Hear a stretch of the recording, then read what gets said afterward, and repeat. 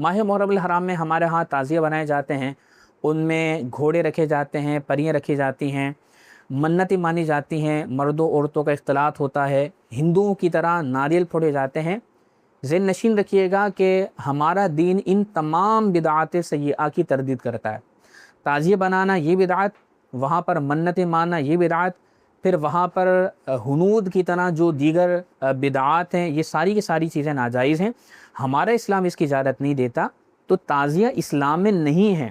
ہمارے اسلام نے تعزیہ کا کوئی تصور نہیں دیا، یہ بدعات سیئہ ہے۔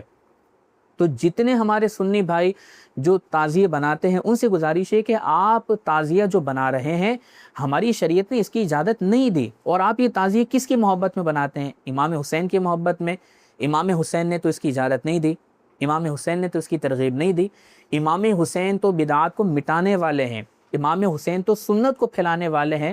تعزیہ بنانا بدعت ہے، تو جو حسینی مشن پر چلنے والے ہیں وہ تو تعزیہ سے اپنے آپ کو بچائیں گے۔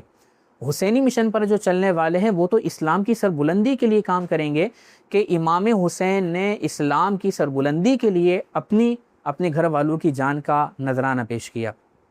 تو جتنے ہمارے سنی بھائی تعزیہ بناتے ہیں، وہاں پر دیگر بدعات کا ارتکاب کرتے ہیں، ان کو دعوت فکر میں دیتا ہوں کہ آپ ذرا غور کریں کہ آپ یہ عمل کیوں کر رہے ہیں۔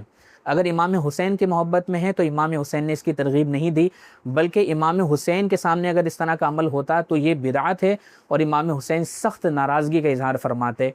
تو چونکہ یہ ہمارے دین میں نہیں ہے، نہ قرآن میں ہے نہ حدیث میں، بلکہ جہلاء نے اس کو ایجاد کیا، اور اس میں بہت ساری مزید بدعات کو شامل کیا، اور اس کو بدعات کا مجموعہ بنا کر پھر یہ عام کر دیا، اور لوگ اسے امام حسین کی محبت میں بناتے ہیں، سمجھتے ہیں کہ ہم بہت بڑا ثواب کا کام کر رہے ہیں، حالانکہ یہ ثواب نہیں ہے، یہ بدعت ہے، اور بدعت سیئہ ہے، اور بدعت سیئہ ناجائز اور گناہ ہوتی ہے۔ تو خلاصہ یہ ہوا کہ تعزیہ بنانا، وہاں منتیں چڑھانا اور دیگر بدعات کا ارتکاب کرنا شرعاً جائز نہیں ہے۔